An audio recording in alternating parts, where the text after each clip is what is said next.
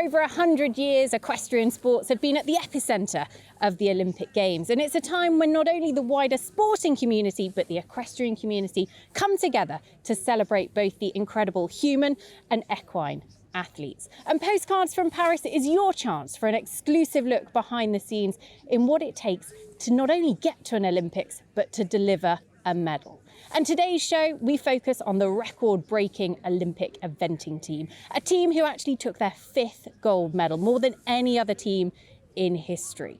To get there is one thing, to deliver under extreme pressure is another. This is the story of Team GB's first gold medal from the Paris Olympic Games. Enjoy. In terms of the British team, blessed with a wealth of talent, which I'm sure gives the selectors a bit of a headache. What actually goes on behind the scenes in the build-up to the Olympic Games? Because you've got to pick the right team. It's tough. It is a really, really difficult job, and you're dividing them with tissue paper. They're so close in their performance. So that selecting process, we've actually brought in an independent chair who is a QC. So he's brought in to make sure that process is rigorously stuck to. And those meetings, they go on, and then we have a break, and then they go on again, and then we have another break. And it's really tough, and the selectors really get it, that the impact that they're having on people's lives, whether it's a positive impact, and they're in the 3, or in the 4, and also the negative impact for those that aren't actually picked.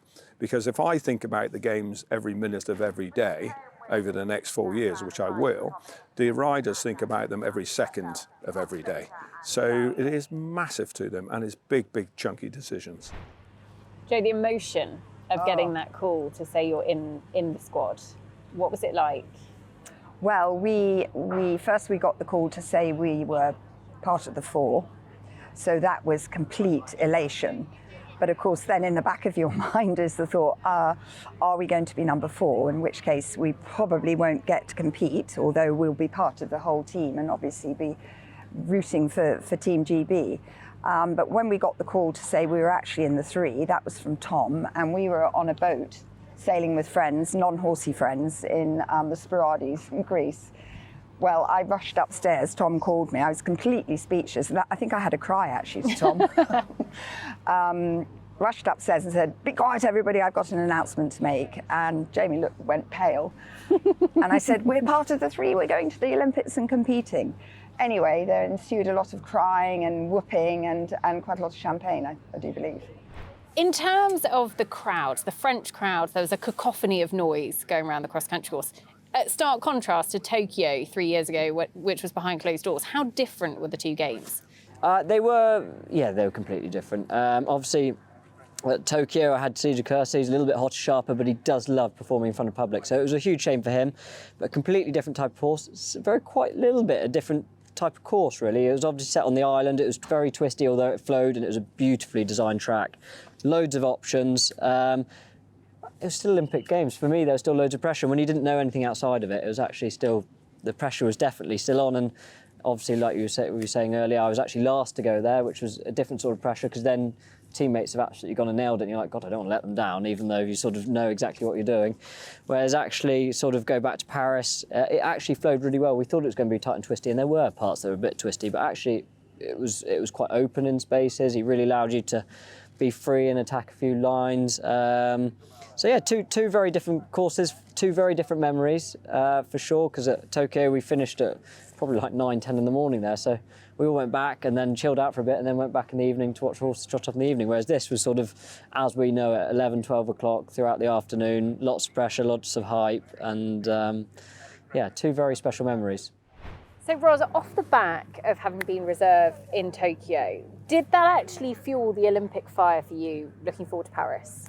Yes, absolutely. I felt in Tokyo at the time it didn't really feel like a privilege to be there, although I kept telling myself it was, because I looked around me and thought I could be doing this. It's not like going to an Olympics and watching another sport and being mesmerised by it, because you actually know you could have been one of those people. So it absolutely fueled the fire. Yeah, I came back and straight away said it's my target. I think some people wondered whether being a reserve would put you off the Olympics because it is quite mentally tough being out there. But I decided that I'd done it once and I'd say yes to being a reserve again if I did have to be in that position, because there was still that small chance that you'd get to compete. When Roz has said, you know, the Olympics have been a dream, was it ever a doubt that she would go and fulfil that dream? No, not in my mind. Never in a month of Sunday. She, in her mind, she's always had these doubts that she was going to stick to the Burley Young Event Horse classes and that she would never actually get on and do things. But heart in hearts, I always knew that the dedication that she put into the work that she did, and the grounding that she had with Judy Bradwell gave her a huge standing in what she was doing with the young event horses. And of course, when you're producing horses, you're going to have a horse that's going to be a horse of a lifetime. And don't get me wrong, All-Star B was absolutely brilliant, and he came along just at the right time in her career and really catapulted it. But I do remember many years ago, because I've been a member of the EHOA for many, many years as well, and I said to the chairperson at the time, you need to watch this girl, you need to have a horse with this girl because she's going to be the top. And she never ever believed me, and she came up to me at Burley this year and said, you told me, didn't you, Sarah? And I said, yes, I did. Yaz was obviously the reserve in Paris, and your teammates have touched upon, you know, her influence. But from your perspective, you've been in that position, you know how tough it is. Her role in helping the team to their success, just a word on that, because she was quite extraordinary. She absolutely was. And you know what, going into Paris, we knew she would be, because she's just got that temperament. She's just a nice person, and you kind of have to be that person. And we chatted a bit while we were out there, and I knew she'd be professional, and you have to treat it like a job. You know, essentially we're employed to be there. Her job was to be there as a reserve, and she had to, you know, fill that as best she could, and she absolutely did. She was always there for us. She's a great person for me to walk the course with. I walked the course with her twice, bounced ideas off her, you know, and she was so good at actually being really in it. She walked the course like she was definitely going to be doing it, and that's how you have to be as a reserve, and that's how I found I had to be, because you might be doing it, but also by being in that place mentally, you help everybody else too. I think I'm looking at it that it was just the most incredible experience for me to have. Like I said, especially I'm still quite young in the sport, and it's something that I can take forward into the future, and it's really put the fire in my belly to try and push on now towards LA and hopefully put myself in the three that get to compete on the team. And I was so grateful to have such amazing teammates in Laura, Roz and Tom.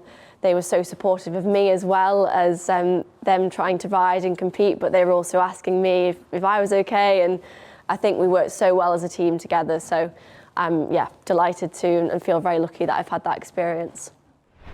Building up to Paris, getting into the British team is extremely tough. What was it like? Because it's almost like you have your own mini Olympics to get into the team before you even make it out to Paris. Yes, I actually did find it really difficult this time. Partly, I think, because Walter went so well last year. You know, he'd kind of ticked the boxes and everyone said, oh, you're a dead cert, you're a dead cert.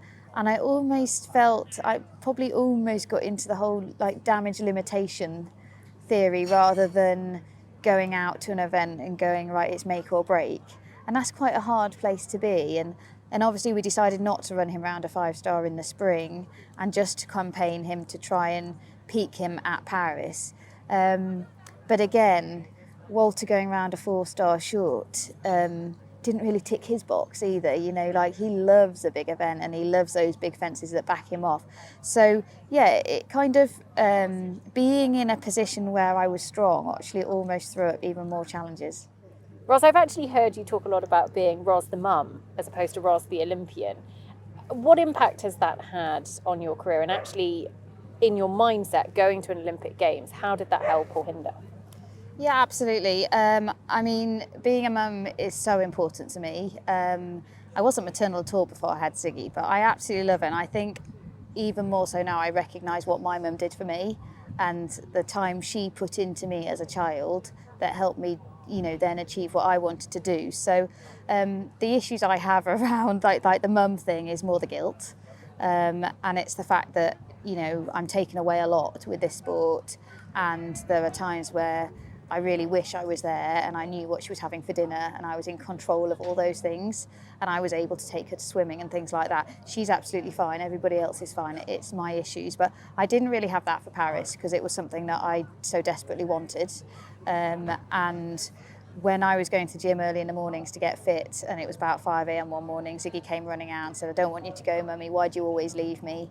I sat her down and had a good chat and said, "This is why, it's because of the Olympics and, you know, it's really important to Mummy, I really want to do this." And then, you know, she did start to get it and she's at that age now where she got it. And then they did a project on it at school and she started to get excited about it. So, yeah, it was much easier, I'd say, for an Olympics. It's harder, it's the day-to-day bits that I find quite challenging. And just a word on, obviously you've got a brilliant team at home, but Adam, who was out grooming for you in Paris, his input as well. Yeah, Adam, generally couldn't do it without him. Like, we're here again at Cornbury now. We're doing all 5 days, which is quite a marathon, even though this event is incredible, I must say. But generally couldn't do it without him. It's not just what you see at the games, not what you see at home. It's like all these little things that no one sees. It's the hours in the stable before, the early mornings, the late nights, the hacking out in the rain and sideways wind, and yeah, all those little things. And then it's not even those things, it's all those tiny little details. There's so much for them to do. It's an unbelievable job he does, and I generally couldn't do it without him and the team. And yeah, the team makes us where we are today. Just a word on the teams behind the horses, because the grooms do a great job. Adam Shaw absolutely adores JL Dublin, and he's been a massive part of his success now as well, Jamie.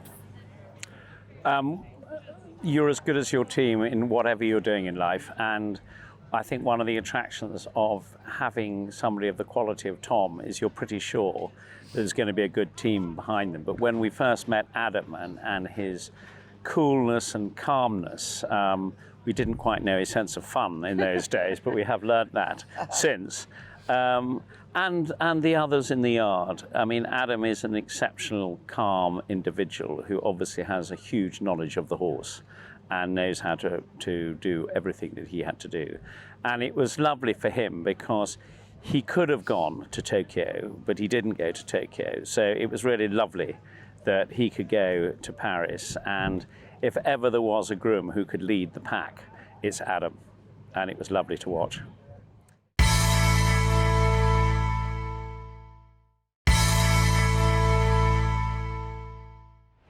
Adam, take us back to the start of your equestrian journey. Where did your love of horses come from? My love of horses came from a wonderful place, a riding school, literally in the centre of Newcastle, called Stepney Bank Stables. When I was about 3 years old, my parents got me some riding lessons.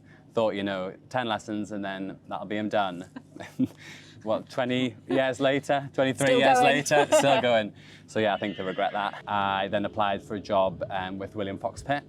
One of them things I thought, oh, probably never even hear back. But no, so lucky to be able to go down there for an interview and yeah, ended up getting the job. So I spent about 3.5 amazing years there. Really brilliant, learning from William and Jackie Potts, who's my hero. I think she's everybody's hero, to be fair. All hail exactly, Jackie. Yeah. And yeah, then I did about 3.5 years there, and as he was starting to get a bit quieter, I was ready to get a bit busier, which is then when I moved up to Tom's. And yeah, that was about 4 years ago now, so flying. Laura, obviously, there was a pretty intense amount of media interest in the build-up to Paris. Eventing was one of the first competitions to get going. What was that like? And actually, how do you keep your head in the game at that point? Yeah, it was all a bit mad, really. Obviously, going there, we knew we were going to be hot favourites, so there'd already been quite a lot of pressure and media attention leading up to it, and then all the stories leaked. And to be honest, it was quite easy once we actually just got our head around the fact that we were there to do a job, and we went in and we all wanted to just do our best and focus on our horses. So once the competition actually started, then everything else became a bit irrelevant until we'd finished. And then after each phase, we were all so excited about our horses, it was quite easy to talk about how wonderful they were. And then you're straight on to the next day. And yeah, one thing rolls into another. So yeah, it all ended up being pretty easy to deal with because it was park that and concentrate on the job in hand. Obviously, with 3 in a team, there is unbelievable pressure on each and every one of you. But Tom, going out as Pathfinder in Paris, what was that role like for you? I mean, now there's 3 in a team, every score counts. It's a little bit like a penalty shootout, and you're all taking penalties, but there's nothing the teammates can do except for support you miles back from the sideline. So honestly, it is the same sort of pressure, but obviously for the girls, I want to go and deliver something that's good, clean, and then something that I can give them like information back. And actually, Dubs absolutely nailed it. He did a great test, a few mistakes. It was a bit of a shame, but so delighted with him. And cross country, he was really good, effortless. He was great, and flew around, and then could really feed some, hopefully. It depends how they used it.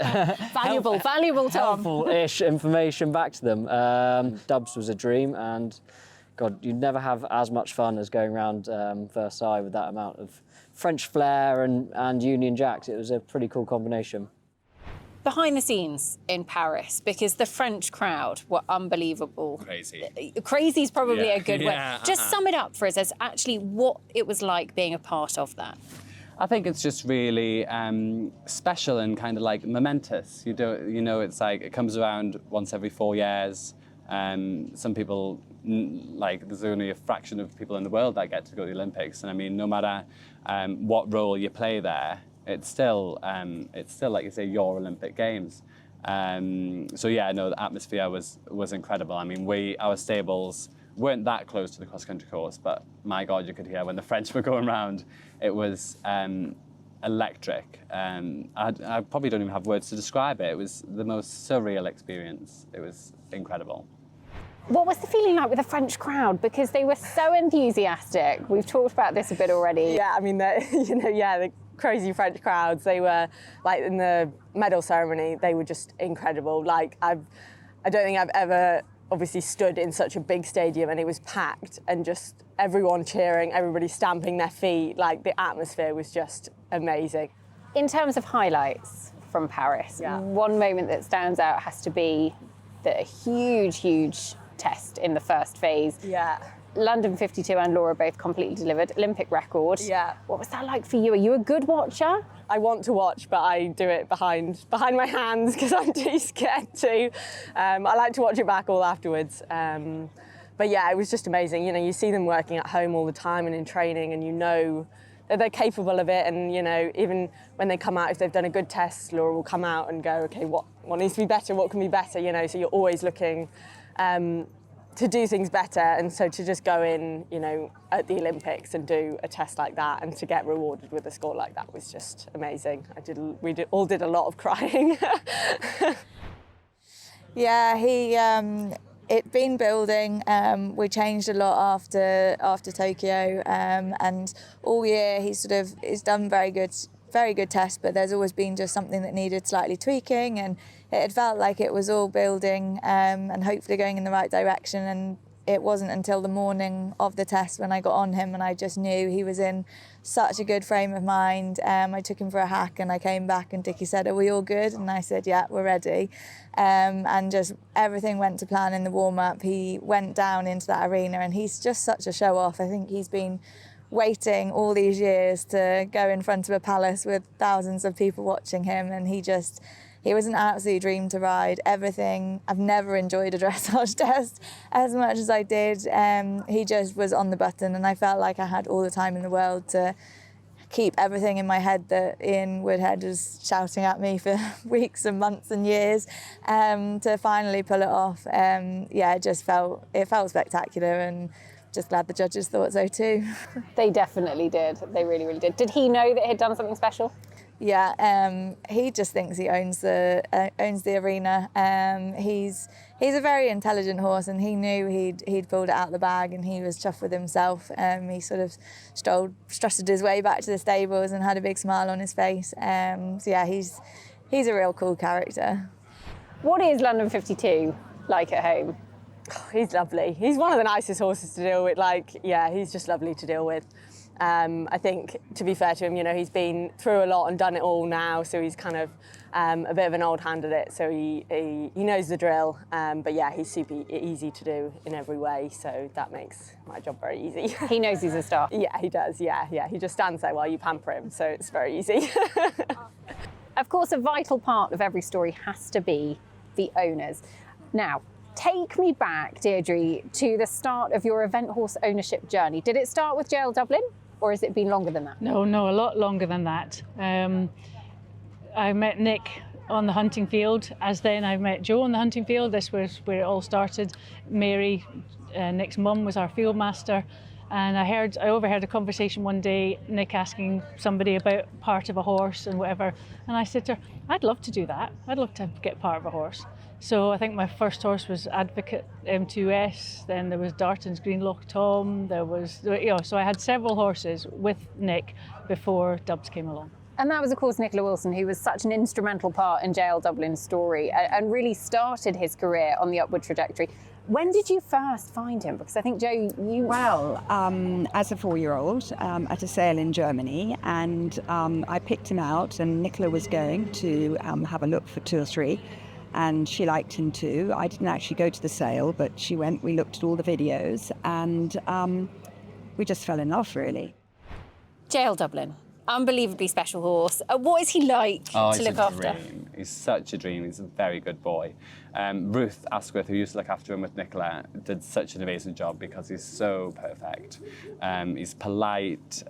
He just knows what to do. He loves the crowds, loves the atmosphere. He had a great time as well.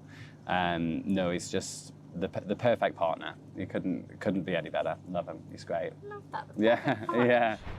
Okay, your postcard from Paris, Ross. What does it say and who's it to? It's got to be to Ziggy because she didn't come with me and she kind of wanted to come. But I knew it would be better for me not to have her there. And I think it would just say, hi, darling. I did it. Love you lots. Coming home soon. Probably not the most literate, but I think from Paris it would have been to my younger self to make sure that I enjoyed every moment and yeah, they're unique, special moments. So take everything in and enjoy every second.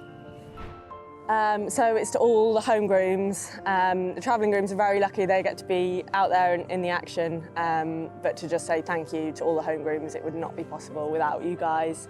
And yeah, teamwork makes the dream work. So yeah, thank you very much. I think my postcard from Paris would be to Sue, and I would say we got there. Yeah, that would be my postcard.